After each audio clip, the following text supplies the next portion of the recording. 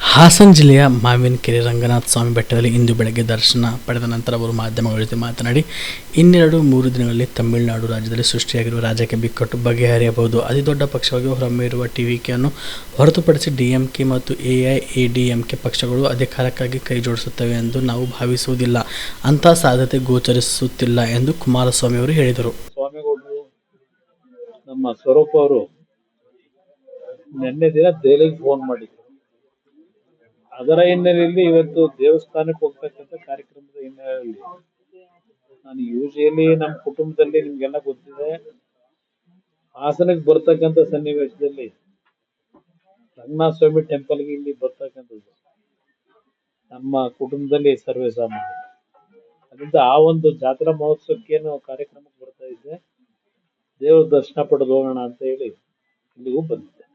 ತಮಿಳುನಾಡಲ್ಲಿ ಸರ್ ಈಗ ಸರ್ಕಾರ ರಚನೆಗೆ ರಾಜ್ಯಪಾಲರು ಬಿಡ್ತಾ ಇಲ್ಲ, ಒಂದು ಕೇಂದ್ರ ಸರ್ಕಾರನೇ ಅವ್ರ ಕೈಲಿ ಮಾಡಿಸ್ತಾ ಇದ್ದಾರೆ ಸರ್. ಈಗ ಹೆಚ್ಚಿನ ಸೀಟ್ ತಗೊಂಡ್ರು ಅವ್ರಿಗೆ ಅಧಿಕಾರ ತಗೊಳ್ಳಕ್ ಬಿಡ್ತಾ ಇಲ್ಲ. ಈಗ ಒಂದೊಂದು ಸಂದರ್ಭದಲ್ಲಿ ಆಯಾ ರಾಜ್ಯದ ರಾಜ್ಯಪಾಲರುಗಳು ಸ್ಪಷ್ಟ ಬಹುಮತ ಬರದೇ ಇದ್ದಾಗ ಅವರವರದೇ ಆದಂತಹ ಕಾನೂನಿನ ಪಂಡಿತರ ಸಲಹೆ ಮೇರೆಗೆ ರಾಜ್ಯಪಾಲರು ತೆಗೆದುಕೊಳ್ತಕ್ಕಂಥ ನಿರ್ಧಾರಗಳು ಹಲವಾರು ಸಂದರ್ಭದಲ್ಲಿ ನೋಡಿದ್ದೀವಿ. ಇವತ್ತು ಅಲ್ಲಿಯ ರಾಜ್ಯಪಾಲರಿಗೆ ಕಾನೂನು ಪಂಡಿತರಿಂದ ಅವರೇನು ಮಾಹಿತಿಗಳನ್ನು ಪಡೆದು ಸ್ಪಷ್ಟ ಬಹುಮತದ ಸಂಖ್ಯೆಯನ್ನ ರಾಜ್ಯಪಾಲರ ಗಮನಕ್ಕೆ ತರಬೇಕು ಅಂತಕ್ಕಂಥದ್ದನ್ನ ಅವ್ರಿಗೆ ಹೇಳಿದ್ದಾರೆ. ಅವರು ಸ್ಪಷ್ಟ ಬಹುಮತದ ಸಂಖ್ಯೆಯನ್ನ ಪಡಿತಕ್ಕಂಥ ನಿಟ್ಟಿನಲ್ಲಿ ಈಗಾಗಲೇ ಹಲವಾರು ರೀತಿಯಲ್ಲಿ ವಿಜಯ್ ಅವರು ಸಹ ಪ್ರಯತ್ನ ಪಡ್ತಾ ಇದ್ದಾರೆ.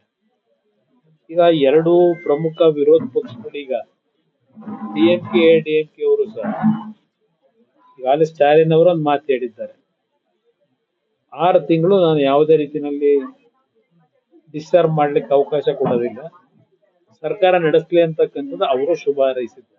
ಅದರಿಂದ ಬಹುಶಃ ಇನ್ನೊಂದು 2 ದಿನಗಳಲ್ಲಿ ಅಲ್ಲಿ ತಮಿಳುನಾಡಲ್ಲಿ ಇರ್ತಕ್ಕಂಥ ಈ ಒಂದು ಅಸ್ಪಷ್ಟತೆ ಸರಿಪಡಿಸ್ತಾರೆ ಅಂತಕ್ಕಂಥದ್ದು ನನ್ನ ಅಭಿಪ್ರಾಯ. ಇದೊಂದು ಡಿಎಂಕೆ ಮಾತುಕತೆ ಚರ್ಚೆ ನಡೀತಾ ಇದೆ ಅಂತಕ್ಕಂಥ ಒಂದು ರಾಜಕೀಯ ವಿಶ್ಲೇಷಣೆ. ಬಟ್ ಅದು ಊಹಾಪೋಹಗಳು ಅಂತಕ್ಕಂಥದ್ದು ನನ್ನ ಅಭಿಪ್ರಾಯ.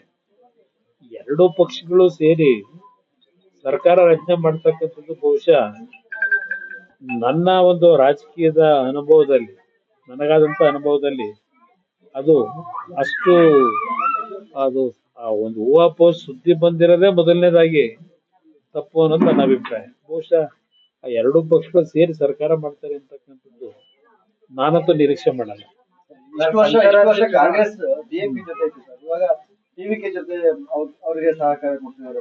ಇದು ಯಾವ ರೀತಿ ಕಾಂಗ್ರೆಸ್ ಪಕ್ಷದ ನಡವಳಿಕೆ ಬಗ್ಗೆ ನಾವು ಟೀಕೆ ಮಾಡಬೇಕಾ? ನಾನು ಚರ್ಚೆ ಮಾಡೋದು ಅನಾವಶ್ಯಕ.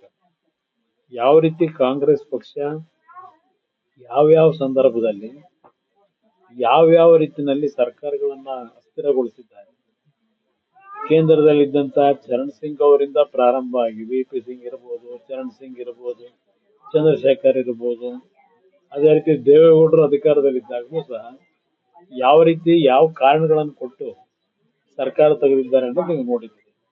ಇಂದ ಕಾಂಗ್ರೆಸ್ನಲ್ಲಿ ಅವರಿಗೆ ಬೇಕಾದಂತ ರೀತಿ ತೀರ್ಮಾನಗಳನ್ನು ಮಾಡ್ತಕ್ಕಂಥದ್ದು